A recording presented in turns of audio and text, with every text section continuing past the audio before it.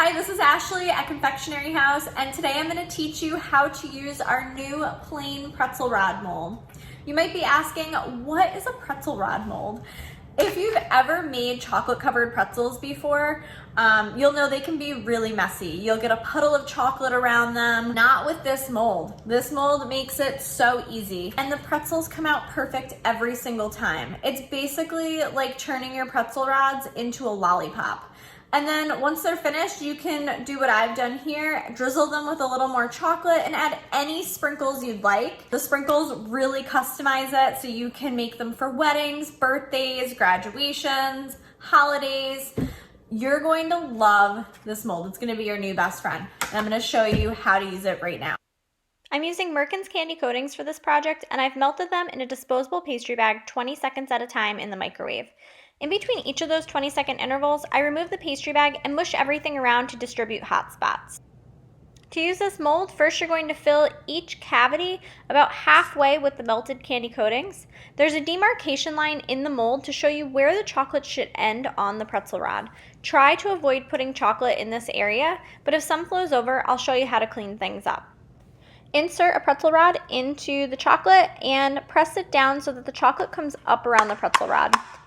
Tap the mold on your countertop to bring any air bubbles to the surface and spread the chocolate out evenly.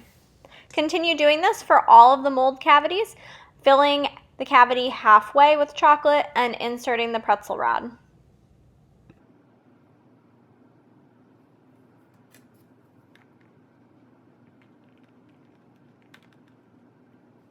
Once all of the cavities of the mold are filled and you have all your pretzel rods inserted into the mold, you can go ahead and place your mold in the refrigerator for about 10 minutes or until the pretzel rods easily release from the mold. Once the chocolate-covered pretzel rods have finished setting up in the refrigerator, take them out of the mold, and it's time to trim up any areas of the chocolate where it's overflowed. Use a sharp paring knife or craft knife and gently trim away excess chocolate. Where I'm cutting right now is actually where that demarcation line in the chocolate mold left a guide for me to trim the chocolate away. Super handy.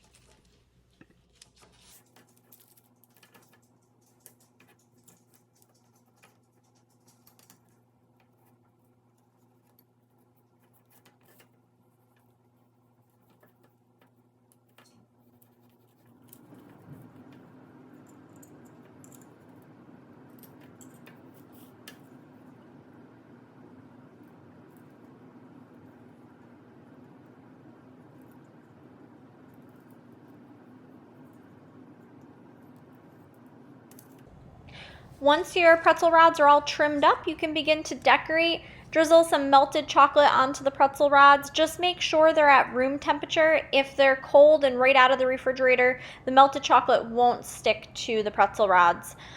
Add some sprinkles if you'd like. The sprinkles really customize these. You can make them for any holiday. Our sprinkle mixes are actually perfect for this project. If you haven't checked out our line of sprinkle mixes yet, you gotta head over to confectioneryhouse.com and check them out. They're super fun. We have so many different shapes and colors and textures, perfect for any occasion.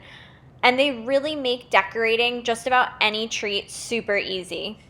I also just want to note here that I'm using Merkins candy coatings for this project.